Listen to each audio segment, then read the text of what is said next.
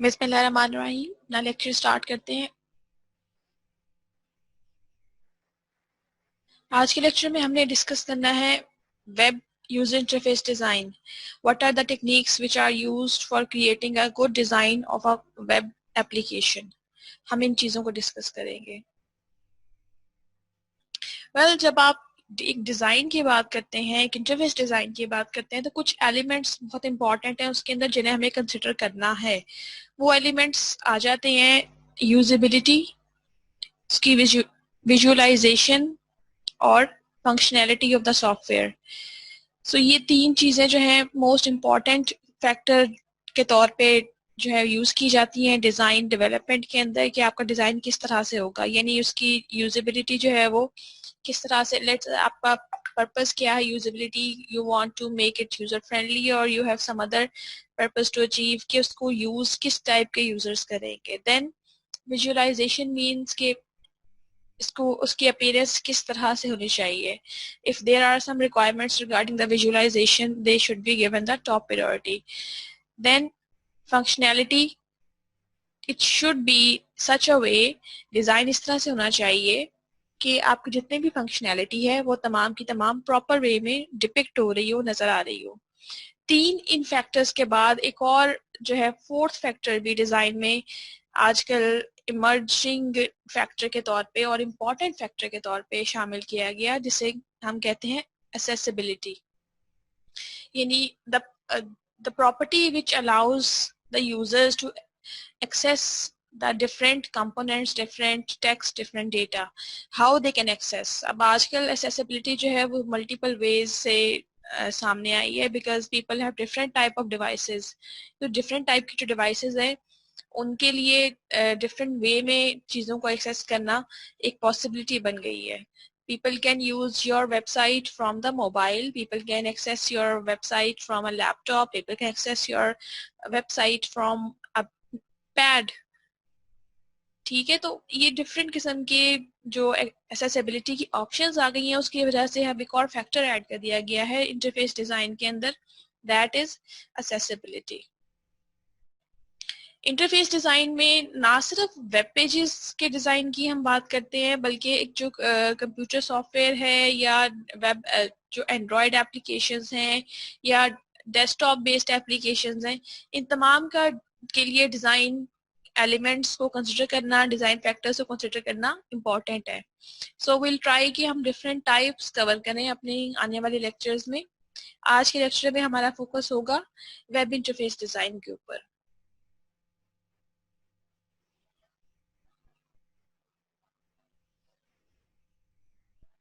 Start करते हैं usability से। यूजिबिलिटी मीन्स कि how easily your data, how easily your content is accessible to the person और to the user. उसका flow क्या है, उसमें सीक्वेंस ऑफ इंस्ट्रक्शंस क्या हैं, what is the download time, these all things should be in the favour of the user. अब ये जो फैक्टर है इसमें फर्दर हमारे पास तीन और चीज़ें आ जाती हैं जो बेसिकली विजुअलाइजेशन और फंक्शनैलिटी के ऊपर भी इन्फ्लुएंस करती हैं। सो इट इज़ इम्पॉर्टेंट कि आप अपनी डेटा की जो प्रेजेंटेशन है, ये जो उसका नेविगेशन और फ्लो है, उसको प्लान करें कि आपके पास कितना कंटेंट है वेबसाइट में, वेब पेजेस में, आपकी उसके लिए आपको कितने पेजेस बनाने पड़ेंगे, और एक जो सिंगल पेज है उसमें आपका कंटेंट किस किस जगह पे क्या क्या चीज़ आएगी, इस तरह से क्या आपका ओवरऑल कंटेंट जो है वो मैनेज हो जाए। So you have to plan and you also have to make sure कि ये जो आपने जो चीज़ें प्लान की हैं, इसका जो फ्लो डिफाइन किया है, वो मेक श्योर करे कि यूज़र जो है उसके लिए सिस्टम यूज़ करना इजी वे में ही रहे, यूज़र फ्रेंडली ही रहे और उसमें कोई डिफिकल्टी नज़र ना आए।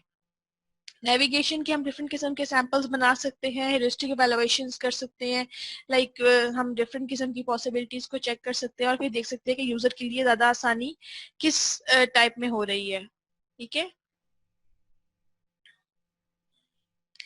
जो नेक्स्ट फैक्टर आ जाता है विजुअलाइजेशन। विजुअलाइजेशन इज इम्पॉर्टेंट कि यूजर को जो कंटेंट मिले वो उसके लिए इंटरेस्टिंग हो, आई कैचिंग हो और उसको प्लीज करे, उसको अच्छा लगे, ताकि वो आपकी वेबसाइट के ऊपर अट्रैक्ट हो। हम आजकल भी डिफरेंट किस्म के वेब इंटरफेसेस देखते हैं, वेबसाइट्स देखते हैं जिसमें जो बहुत पुरानी डिजाइन हुई है उनको अपडेट नहीं किया गया, उनका अपीयरेंस जो है, उनकी जो विजुअलाइजेशन है वो इस तरह से होती है कि we come to know that कि ये बहुत पुराना किस्म का कंटेंट जनरेट हुआ है और शायद हम उसके ऊपर इतना ज़्यादा ट्रस्ट भी नहीं करते बिकॉज वी नो दैट कि शायद इसका जो इंफॉर्मेशन है वो बहुत आउटडेटेड हो और ज़्यादा रिलायबल ना हो आजकल के टाइम में। सो विजुअलाइजेशन आपके यूजर के ऊपर फर्स्ट इम्पैक्ट डालती है और वो फर्स्ट इम्पैक्ट अच्छा भी हो सकता है और नेगेटिव भी हो सकता है। सो ये बहुत इंपॉर्टेंट है कि आप जो विजुअलाइज करवा रहे हैं वो ग्रेसफुल हो और वो एस्थेटिकली उसके लिए प्लीजिंग हो और उसको वो उसमें डिफरेंट किस्म के जो एलिमेंट्स हैं वो ऐसे हों कि जो उसके लिए आई कैचिंग हो। हाँ, अलबत्ता एक और चीज भी जो हम आजकल देखते हैं कि जो न्यू डिजाइनर्स हैं they try to add multiple factors into their web page. वो डिफरेंट किस्म की एनिमेशंस ऐड कर रहे हैं और डिफरेंट किस्म के स्लाइडर्स ऐड कर रहे हैं और एज अ रिजल्ट उनके पास जो पेज आता है वो ऐसा होता है कि बहुत ज्यादा कंटेंट उसके अंदर मूव कर रहा होता है। और इस कॉन्सेप्ट को हम कहते हैं बेल्स एंड विसल्स, यानी घंटियां बज रही हैं और जो है वो डिफरेंट किस्म की चीजें मूविंग हैं और म्यूजिक बजना शुरू हो गया है। सो उससे क्या होता है, यूजर बजाय से कि अट्रैक्ट हो वो डिस्ट्रैक्ट हो जाता है कि व्हाट इज हैपनिंग, हर चीज मूव कर रही है, he is not able to concentrate on the thing which he want. So don't go for that. ठीक है, we have to main in between. Visualisation में आइकन्स इंपॉर्टेंट हैं कि आप आइकन्स जो यूज कर रहे हैं वो कैसी होनी चाहिए। जब हम आइकन्स की बात करते हैं तो ये बहुत ऑब्वियस बात है कि आप एक थीम डिफाइन कर लेते हैं, उस थीम से रेलेवेंट आप आइकन्स यूज करते हैं। अब वो थीम जो है कलर बेस्ड भी हो सकता है या वो एप्लीकेशन बेस्ड भी हो सकता है। और अगर आप आइकन्स की बात करें तो आप डिफरेंट किस्म के आइकन्स आपको फ्रीली अवेलेबल भी हैं, विद सम पेमेंट भी अवेलेबल है जिसमें आपको पूरा का पूरा आइकन सेट दे दिया जाता है। प्रेफरेबल ये होता है कि अगर आपने एक टाइप का आइकन यूज किया है, लेट्स से वो सर्कुलर शेप में है, तो जो रिमेनिंग आपके आइकॉन्स हो पेज के ऊपर वो भी सर्कुलर शेप में हो और सेम कलर स्कीम को फॉलो कर रही हो। टेक्स्ट मैनेज करना इंपॉर्टेंट है विजुअलाइजेशन में कि आपने कंटेंट को किस किस जगह पे प्लेस करना है। अब colours are very much important. Colours से किस तरह से प्ले करना है, ये नहीं हो सकता कि आप जो है वो रेड और येलो का कॉम्बिनेशन बना के एक थीम बना रहे हैं, it might not look good.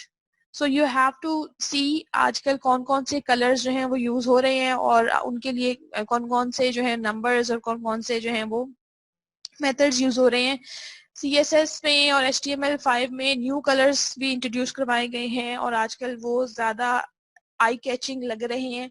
सो हमें जो करंट ट्रेंड्स हैं उनको भी मद्देनजर रखना है while we are making a website. Then screen का डिजाइन और लेआउट मैटर करता है कि आपने टॉप पे अपना हेडर रखना है या साइड पे हेडर रखना है। देन आपने डिफरेंट किस्म का फुटर्स अप्लाई करने हैं कि नहीं करने अपने लेआउट के अंदर। आपका नेविगेशन बार जो है वो लेफ्ट साइड पे होगा या राइट साइड पे होगा, ये डिफाइन करना। ये मल्टीपल चीज जो है वो आ जाती है। उससे पहले आपको कुछ पेपर वर्क करना पड़ता है। You have to make some layouts and designs. फिर आ जाते हैं हमारे पास third factor, that is functionality. So आपके जो फंक्शंस हैं, आपके जो फीचर्स हैं वो किस तरह से प्लेस किए गए हैं, आपने जितना भी कंटेंट है वेबसाइट का उसको किस तरह से यूजर के लिए यूजेबल बनाया है, ज्यादा आसान वे में उसको उसके फंक्शंस को परफॉर्म करना बनाया है। आप डिफरेंट किस्म की इंटरेक्टिव सिमुलेशंस रन कर सकते हैं। आप डिफरेंट किस्म के लेट्स से अगर हमारे पास कुछ साइट मैप्स हम बना लेते हैं समटाइम। साइट मैप क्या होता है, आपकी पूरी की पूरी वेबसाइट का ऐसा डायग्राम या पिक्चर रिप्रेजेंटेशन जो ये बताती है कि आपके वेबसाइट में किस वेब पेज के अंदर जो है वो क्या कंटेंट एग्जिस्ट कर रहा है और उस वेब पेज को किस तरह से एक्सेस करना है। लाइक वो वेब पेज जो है वो लेट्स से होम के बाद फैकल्टी के बाद फिजिकल साइंसेज की फैकल्टी में जाके लेट्स से एक पर्सन है, एक फैकल्टी मेंबर है, उसका एक्सेस आपको वहां मिलेगी। तो ये पूरी की पूरी हायरार्की डिफाइन की जाती है साइट मैप्स के अंदर। वो हमें हेल्प ये करती है जो न्यू यूजर आता है हमारी वेबसाइट के ऊपर जिसको ज्यादा आइडिया नहीं होता कि कौन सा कंटेंट उसे कहाँ मिलेगा, तो उसके लिए साइट मैप के थ्रू, अगर if there is some site map of your website, उसके लिए उसके थ्रू देखना आसान है। और फिर समटाइम जो कुछ यूजर्स होते हैं उनके क्वेश्चंस जो कॉमन क्वेश्चंस, स्पेशली जो यूनिवर्सिटी की वेबसाइट्स हैं उनके अंदर जब डिफरेंट किस्म के स्टूडेंट्स ने अप्लाई करना होता है ऑनलाइन एडमिशन्स के लिए, they have so many questions. So हमारे यहाँ GCUF में तो सिर्फ ग्रेजुएशन और मास्टर्स के जो स्टूडेंट्स हैं वो अप्लाई करते हैं, लेकिन और यूनिवर्सिटीज में रिसर्च लैब्स डिफाइन हुई हुई हैं और हर रिसर्च लैब के अंदर स्टूडेंट इंडक्ट किए जा सकते हैं। वो जो स्टूडेंट इंडक्ट किए जा सकते हैं उनमें डिफरेंट किस्म की सुपरवाइजर्स के पास डिफरेंट किस्म के टॉपिक्स और रिसर्च फंडिंग होती हैं और डिफरेंट किस्म के स्कॉलरशिप्स होते हैं। अब they want to know that कि किस स्कॉलरशिप में हमारे पास प्लेस है और किस स्कॉलरशिप में हम एलिजिबल हैं अप्लाई करने के लिए। They might have many questions regarding that. So उन्हें हम कहते हैं FAQs, फ्रीक्वेंटली आस्क्ड क्वेश्चंस। तो ऐसा किया जाता है बाजुकात ऐसे क्वेश्चंस के जो जनरल क्वेश्चंस स्टूडेंट्स के माइंड में कॉमनली आ रहे होते हैं उनको लेके एक वेब पेज डिफाइन कर लिया जाता है जिसके अंदर जो कॉमनली आस्क्ड क्वेश्चंस हैं उनके आंसर्स भी साथ दे दिए जाते हैं ताकि जो यूजर्स को बार बार जो क्वेश्चन पूछने हैं, like how to register on the admission portal and how to verify my email and how to check for the courses available, इस किस्म के जो क्वेश्चंस हैं उनको लेके एक वेब पेज डिफाइन कर लिया जाता है जिसके अंदर ऐसे क्वेश्चंस ऐड कर लिए जाते हैं। सो यूजर के लिए आसानी हो जाती है कि वो जो मेन कॉमन क्वेश्चंस हैं उनका आंसर इजीली गेट कर ले। डिफरेंट किस्म के सर्च इंजन्स को लिंक किया जा सकता है वेबसाइट के साथ। आपकी अपनी वेबसाइट भी जो है उसको भी सर्चेबल होना चाहिए, ये भी फंक्शनैलिटी का पार्ट होना चाहिए ये चीज। फिर आ जाती है accessibility, how your website is being assessed. So अगर हम इस टॉपिक को ऐड अप नहीं करते अपने डिजाइन के अंदर, अपने वेबसाइट के लेआउट के अंदर, तो हमारे डिजाइन के ऊपर नेगेटिव इम्पैक्ट पड़ सकता है। मोस्टली क्या होता है, हमारे पास कुछ यूजर्स ऐसे हैं जो स्पेसिफिक किस्म की उनकी एबिलिटीज ऐसे नहीं होती जिस तरह से बाकी लोगों की होती हैं। For example they are not able to view the things, for example they are not able to hear the things. So उन लोगों को भी अपने केटर करना है because they are also the users of our website, of our system. उन्हें कैसे cater किया जाए, उन्हें कैसे एक्सेस प्रोवाइड की जाए अपने कंटेंट की। तो या तो आप ऑडियो वर्जन्स डिफाइन कर लेते हैं अपने वेबसाइट का, या आप जो है वो ऐसी कोई फंक्शनैलिटी ऐड कर देते हैं जिसकी मदद से जो ऐसे सर्टेन लोग हैं, स्पेशल लोग हैं, उनके लिए आसानी हो जाए कि वो वेबसाइट के कंटेंट को एक्सेस कर सके। इसके अलावा हमें मेक श्योर करना है कि आपका जो कंटेंट है, आपकी जो वेबसाइट है वो 24/7 अवेलेबल रहे। ये पॉसिबल नहीं हो सकता कि आप कहें जी वेबसाइट को मेंटेनेंस के लिए हमने 2 दिन के लिए डाउन कर दिया है, 2 days are too much time. आप कुछ आवर्स के लिए कर सकते हैं, लेकिन वो भी अगर आपने ऐसा कुछ करना है तो वो इन्फॉर्मेशन यूजर्स को कम से कम हफ्ता पहले आपने इन्फॉर्म किया हो कि इन गिवन टाइमिंग में इस डेट पे हमारी वेबसाइट जो है वो इतने आवर्स के लिए ऑफलाइन रहेगी। So availability is very much important, ठीक है। A website is supposed to be available all the time.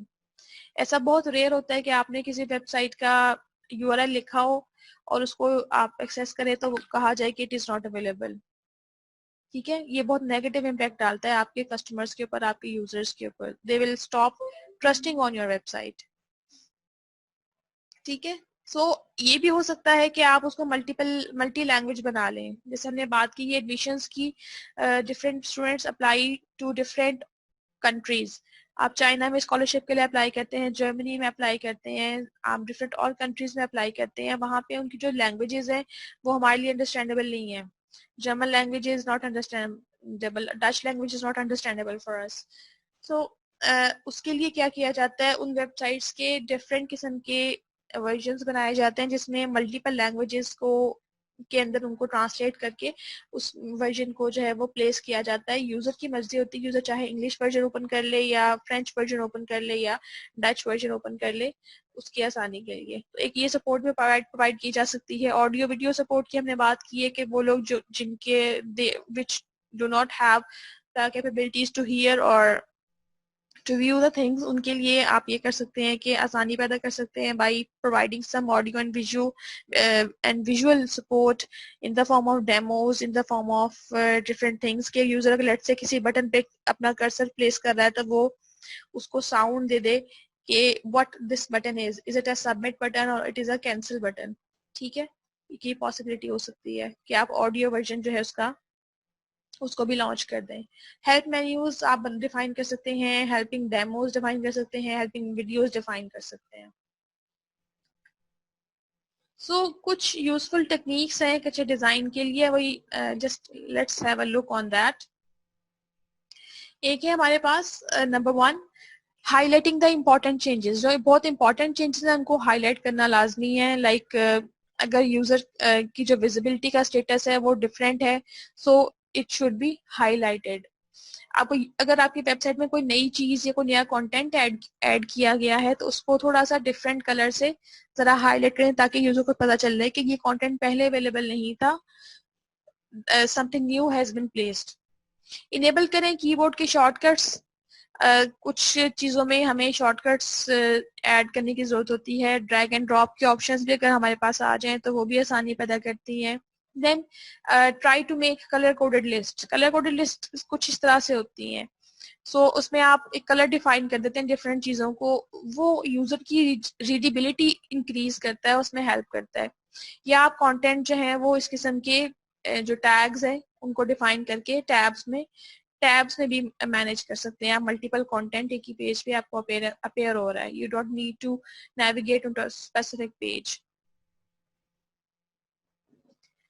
Different options होने चाहिए पर्सनलाइजेशन की। कुछ एप्लीकेशंस में ये फैसिलिटी होनी बहुत लाजमी हो जाती है। जिस तरह से आप अपनी सोशल मीडिया की एक प्रोफाइल है उसको कुछ हद तक कस्टमाइज कर सकते हैं, और जिस तरह से आपके पास अगर गूगल का इनबॉक्स है आप उसको अपने लिहाज से कस्टमाइज कर सकते हैं, आप उसका कलर स्कीम या थीम चेंज कर सकते हैं। कुछ एप्लीकेशंस में ये ज़रूरी होता है कि यूज़र को पर्सनलाइज करने की, कस्टमाइज करने की ऑप्शन दी जाए कि आप उसमें कहें कि आप इसमें से कोई भी कलर चूज कर लें, आपकी प्रोफाइल कलर स्कीम ये वाली हो जाएगी।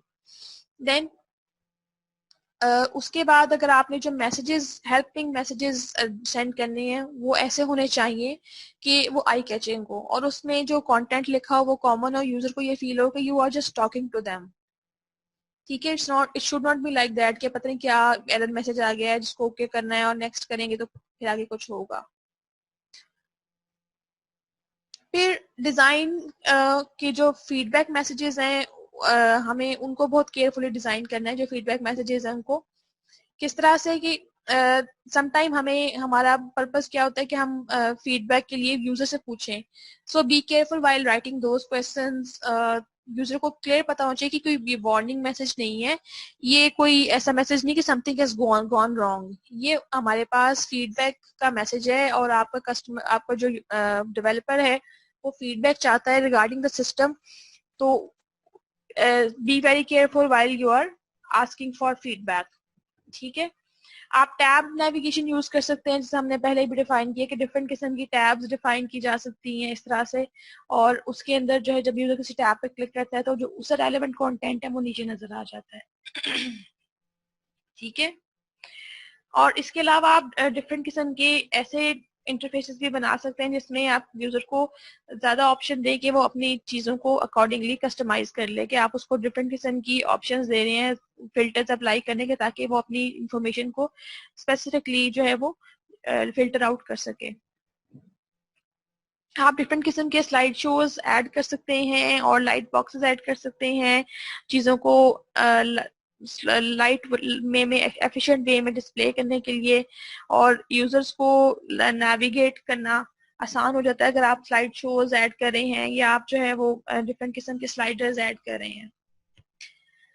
थंबनेल्स बनाएं। अपने इमेजेस को बहुत बड़े साइज में अपने वेब पेज के ऊपर इंसर्ट ना करें, इट विल बिकम हैवी और उसको लोड होने में टाइम ज्यादा लगेगा। इमेजेस को छोटे साइज में रीडिजाइन कर लेना, this is called thumbnails. Thumbnails का जो साइज है वो बहुत कम होता है as compared to high resolution images. So आपका पेज एज अ रिजल्ट जल्दी लोड हो जाता है। अपना जो साइन अप फॉर्म है उसको शॉर्ट बनाएं। सबसे ज्यादा इम्पोर्टेंट टास्क ये होता है यूजर के लिए कि वो कितनी जल्दी आपके सिस्टम पे साइन अप होकर उसको यूज करने के काबिल बन रहा है। सो अगर आप एक बहुत लंबा चौड़ा साइन अप फॉर्म दे देंगे जिसके 2-3 पेजेस होंगे और वो नेक्स्ट नेक्स्ट पे क्लिक करता रहेगा, even just to have a view of different products on your website, so that will be a negative impact. इसको रिमूव करने के लिए कोशिश करें कि सिंगल पेज का छोटा सा साइन अप फॉर्म हो, उसमें तमाम इन्फॉर्मेशन आप एक ही पेज के ऊपर ले लें, यूजर जिस पे क्लिक करे रजिस्टर पे और वो रजिस्टर हो जाए। ठीक है, don't go for the long forms. उसके बाद अपने गोल्स डिफाइन करें डिजाइन में। लाइक आपके कस्टमर जिसने आपसे वेबसाइट बनवाई है या अगर वेबसाइट आपकी है तो आप क्या डिफाइन करना चाहते हैं, व्हाट आर योर गोल्स उस प्रोजेक्ट को, उस वेबसाइट को लेके। आप ये चाहते हैं कि हमारे पास ट्रैफिक ज्यादा आए, आप ये चाहते हैं कि हमारे पास जो यूजर्स हैं वो ज्यादा टाइम स्टे करें, आप ये चाहते हैं यूजर हमारा कंटेंट व्यू करें। What are your main goals जिस पर्पज के लिए आपने वो वेबसाइट बनाई है, फिर उस गोल को टारगेट करें स्पेसिफिकली। ठीक है, अपनी ऑडियंस की टाइप को आइडेंटिफाई करें कि आपकी ऑडियंस टाइप जो है उसका एज ग्रुप क्या है, उसकी टाइप क्या है, उसकी टेक्निकल कॉम्पिटेंसी क्या है, उसकी जेंडर क्या है। It will help you to design your website in a better way कि आपकी वेबसाइट जो है वो जो गर्ल्स या वुमेन वाली कैटेगरी है उनके लिए डिफाइन की गई है, कि आपकी वेबसाइट जो है वो किंडरगार्टन स्टूडेंट्स के लिए डिफाइन की गई है, उनके लिए बनाई गई है, कि आपकी वेबसाइट जो है वो जनरल यूजर्स के लिए जिस तरह से यूट्यूब है या फेसबुक है उनके लिए डिफाइन की गई है। सो आपके ऑडियंस किस टाइप के हैं ये बहुत इंपॉर्टेंट है टू डिजाइन योर वेबसाइट।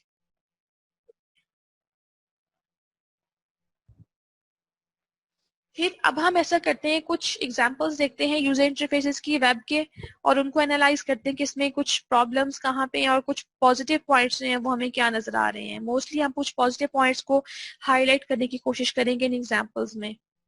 अब ये देखिए आपके पास एक ये डिजाइन नजर आ रहा है, इस डिजाइन में आपको क्या खूबी नजर आ रही है? जी, anyone? I need your participation now.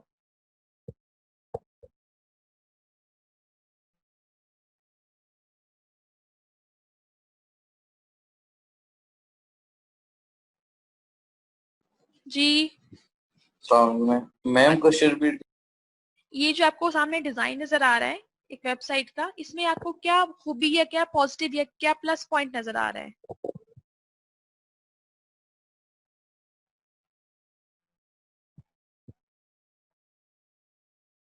अगर इस डिजाइन को हम देखें, इसमें although this is a dark colour और कलर कॉम्बिनेशन भी डार्क यूज किए गए हैं, लेकिन एक कॉम्बिनेशन ऐसा यूज कर लिया गया है जो लाइटर टोन में है और उसकी वजह से थोड़ा ग्लोइंग इफेक्ट आ रहा है। और एक और जो चीज हमें नजर आ रही है वो ये कि इसका जो अपेयरेंस है डिजाइन की वो एक 3D इफेक्ट की फॉर्म में नजर आ रही है। अब यहाँ पर आपको ये तमाम हाइपरलिंक्स नजर आ रहे हैं, डिफरेंट चीजें नजर आ रही हैं, ये बटन इनको आप क्लिक कर सकते हैं जिससे आपको यहाँ पे नजर आ रहा है। सो ये आपको एक ऐसा इंटरफेस प्रोवाइड करा है जो एक 3D लुक दे रहा है आपको। ठीक है, अब जैसे हमने कहा था कि हम डिफरेंट किस्म की टैब्स में चीजें मैनेज कर सकते हैं, उसको एक्सेस करना आसान होता है यूजर के लिए। एक और डिजाइन देखें, इसके अंदर भी डिफरेंट किस्म के जो हैं वो इमेजेस यूज किए गए हैं, उनके साथ ही कुछ कंटेंट और उसकी डिस्क्रिप्शन ऐड कर दी गई है। और आपको यहाँ पे जो आइकन्स नजर आ रही हैं वो काफी इंटरेक्टिव किस्म की आइकन्स उन्होंने बनाई हैं कि अगर आप किसी आइकन पे क्लिक करें तो वो उसकी मूवमेंट स्टार्ट हो जाती है। ठीक है, so you have to think on these kind of strategies. अब ये एक डिजिटल मार्केटिंग की, डिजिटल मीडिया डिजाइनिंग की एक वेबसाइट है। इसके अंदर उनकी जो सर्विसेज है वो मेनली आपको सामने नजर आ रही है। You don't need to search out कि ये इनका जो काम है वो क्या करते हैं। अगर आपने ब्लॉगिंग से रेलेवेंट इन्फॉर्मेशन लेनी है आपको सामने नजर आ रही है, जो उनका मेन काम वो परफॉर्म करते हैं उसकी रेलेवेंट इन्फॉर्मेशन आपको यहाँ पे नजर आ रही है। ठीक है, और कलर स्कीम आप देख रहे हैं कि ऐसी है कि इट इज, ये 4 से 5 कलर्स हैं आपको जो बार बार रिपीटिंग हुए नजर आ रहे हैं। ये नहीं हो सकता कि आप बेतहाशा कलर्स जो है वो ऐड कर लें। ठीक है, देन हमारे पास समटाइम आपको यूजर्स को डिफरेंट किस्म की डील्स देनी होती हैं, समटाइम उनको अट्रैक्ट करना होता है। सो जो इम्पोर्टेंट डील्स हैं वो आप सबसे पहले टॉप पे पेज के ऊपर ऐड कर लेते हैं। अब ये वेबसाइट जो आपको नजर आ रही है that might be for the students जो कि हमारे पास किंडरगार्टन या स्कूल गोइंग एज के स्टूडेंट्स हैं उनके लिए। अब उसमें देखें कि हमने कलर स्कीम का जो है बहुत ज्यादा ख्याल रखा है कि हमने मैक्सिमम कलर्स यूज किए हैं क्योंकि आर्ट की वेबसाइट है और छोटे बच्चों के लिए है, यानी मेच्योर वन के लिए नहीं है। सो जो कलर्स हमने यूज किए हैं वो वी हैव ट्राइड कि हम डिफरेंट किस्म के आई कैचिंग कलर्स यूज करें। ऑन द अदर हैंड ये है क्योंकि कंस्ट्रक्शन की या डेवलपमेंट की डिजाइनिंग की वेबसाइट है, सो उसके अंदर आप देख रहे हैं कि जो बहुत डिसेंट किस्म के कलर्स और लिमिटेड कलर्स यूज किए गए हैं। फोकस ज्यादा जो था वो था कंटेंट के ऊपर। और अगर हम आए ई कॉमर्स में वेबसाइट की तरफ, उसमें हमारा फोकस कंटेंट पे नहीं होता, हमारा फोकस होता है हमारी प्रोडक्ट्स के ऊपर कि हमारे पास कौन कौन सी प्रोडक्ट्स हैं, उनके व्यू नजर आए और उनकी प्राइस नजर आए और यूजर उसमें डिफरेंट किस्म के साइजेस चेक कर सके इफ दे आर अवेलेबल और नॉट। सो उसमें हमारा फोकस या हमारा गोल क्या होता है कि यूजर को मैक्सिमम प्रोडक्ट्स हम दिखा दें और उनकी प्राइसेस बता दें। ठीक है, इस तरह से एक और वेबसाइट नजर आ रही है हमें that is for you know fitness. उसके लिए आप ये देखिए जो उन्होंने बैकग्राउंड एक इमेज यूज किया है वो एक 3D और डायनेमिक इमेज नजर आ रहा है और उसकी वजह से जो एक इफेक्ट पैदा हो रहा है 3D इफेक्ट की लुक आ रही है। All the image is not 3D, लेकिन जो इफेक्ट और लुक आ रही है that is creating a good impact. So एक रेलिवेंट इमेज स्लाइडर के ऊपर यूज करना that is very much important कि आप कौन सा इमेज यूज कर रहे हैं, ताकि उससे जो आपके ओवरऑल वेबसाइट है या जो प्रोजेक्ट है उसका एक जो इफेक्ट बनेगा वो उन इमेजेस से बनेगा जो रेलेवेंट और जितने ज्यादा यूजफुल होंगे। और इमेज में इवन जो कलर्स यूज किए जा रहे हैं आप देख रहे हैं वही कलर स्कीम जो है वो आपके वेब के जो टेम्पलेट है उसके अंदर यूज की जा रही है। सो इस किस्म की चीजों का ख्याल रखना बहुत इंपॉर्टेंट है।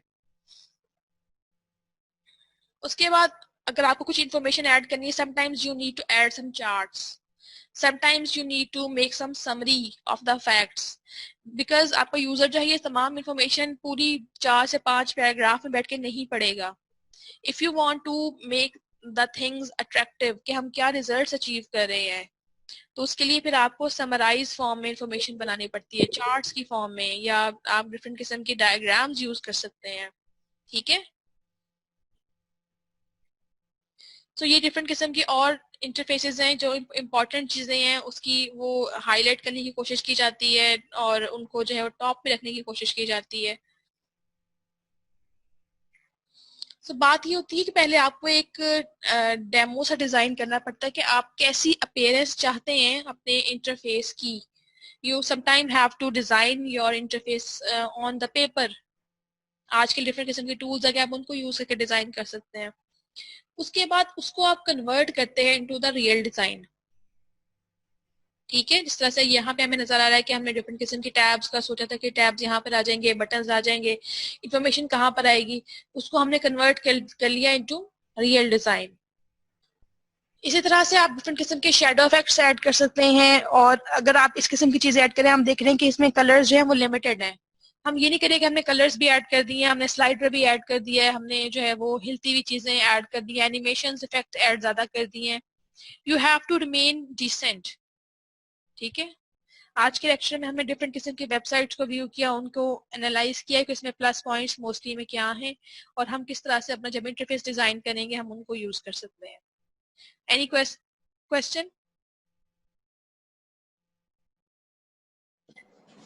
No ma'am.